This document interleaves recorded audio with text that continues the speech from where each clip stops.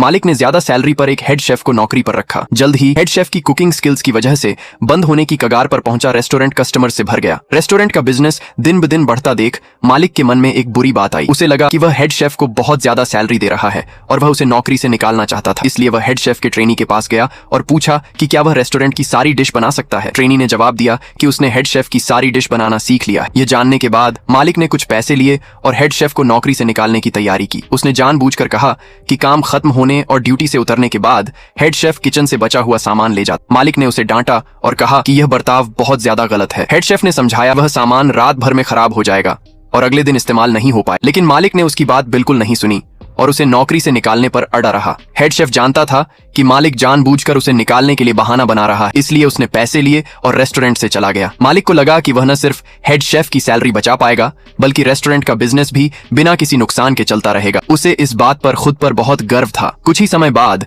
एक पुराना कस्टमर फिर से रेस्टोरेंट आया और उसने देखा कि खाने का स्वाद ठीक नहीं है। उसने मालिक से पूछा कि क्या शेफ बदल गया है। मालिक ने झूठ बोला कि शेफ और रेस्टोरेंट नहीं बदला है। एक और कस्टमर ने भी एक निवाला खाया और कहा कि उसे यकीन है कि रेस्टोरेंट ने अपना शेफ बदल दिया है। मालिक को झूठ बोलते देख कस्टमर को गुस्सा आ गया और उसने सीधे खाने की प्लेट पलट दी। उसने कहा कि वह अब कभी इस रेस्टोरेंट में नहीं आएगा। उसी समय वेटर ने मालिक को बताया कि कई दूसरी टेबल के कस्टमर भी गुस्से में चले गए। मालिक किचन में गया और ट्रेनी से पूछा कि क्या हो रहा है। ट्रेनी ने कहा कि उसकी कुकिंग में कोई दिक्कत नहीं है, लेकिन उसने हेड शेफ की सीक्रेट सॉस बनाना नहीं सीखा। तभी मालिक को एहसास हुआ कि हालात खराब हैं। रेस्टोरेंट का बिजनेस बचाने के लिए उसे उस हेड शेफ को वापस बुलाना पड़ा जिसे उसने नौकरी से निकाल दिया था। उसे उम्मीद थी कि हेड शेफ रेस्टोरेंट वापस आएगा और शेफ के तौर पर काम करना जारी रखेगा, लेकिन हेड शेफ ने सीधे मना कर दिया।